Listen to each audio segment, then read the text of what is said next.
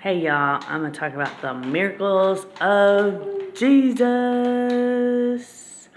Okay, I'm going to have to just say them from memory. So let's see how many miracles of Jesus I can remember. Alright, the main one that I really like is when he was down by the pool of Bethesda and a man who had been crippled and lame for like 30 years or something. He was laying there and Jesus said to him, "Do you want to get well?" Jesus said. And he said, "Sir, I have no one to carry me down to the water when the angel stirs up the water." And I think, anyways, Jesus was like, "You are well, pick up your mat and walk." So he was a paralyzed, crippled man.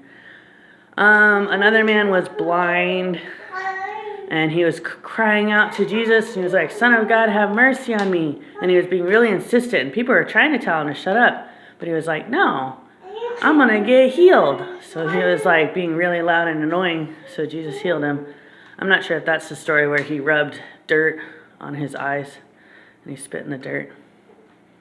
So that was interesting. He healed 10 lepers, 10 men of leprosy. I think only like one came back to say thank you. And he was like, Jesus was like, "Where are the other 9? And that was just to show how ungrateful people are. That, yeah, you can heal them, you can do all kinds of stuff, and they might never say thank you, but like the poem by Mother Teresa says, do it anyway. He rose Lazarus again from the dead. He actually rose 2 other people from the dead. Tabitha was a little girl, and then there was also a boy, I think Jairus' daughter, or son. He rose him from the dead. He healed a withered man's hand on the Sabbath, and the Pharisees picked on him about that. And they're like, "You can't heal on the Sabbath, you can't work on the Sabbath," which is kind of ridiculous because was healing really work? I mean, it's not like Jesus was physically working to heal that man's hand, so that was kind of silly. They were being very silly, but they were just jealous, obviously. They were like, I'm sure they wished that they had the power to heal the man's hand. What else? Oh yes, the feeding the 5,000, and then also Jesus fed 4,000 with loaves and fishes. And there was so much that they were able to pick up leftovers afterwards.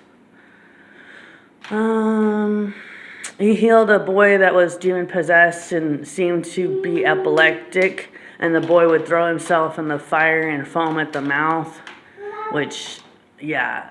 So he was like, for sure, legit demon possessed. A lot of people might think that they're possessed or people around them are possessed. But yeah, you could say a rule of thumb is, okay, if they're not like foaming at the mouth and like throwing themselves in the fire and shaking, they're probably not possessed. But there's different kinds of demons. He was probably possessed with like a seizure demon or something. I don't know. There's different kinds of demons. Or maybe he had multiple demons. What else did Jesus do? Those are the main ones I can think of. Anyways, feel free to go read the book of Mark because that's the shortest book and it lists a lot of Jesus' miracles. And Jesus turned water into wine, which is a thing that people always bring up when they talk about, well, does God care if humans drink alcohol? Probably not that much since Jesus turned water into wine and Jesus drank wine. But all things in moderation.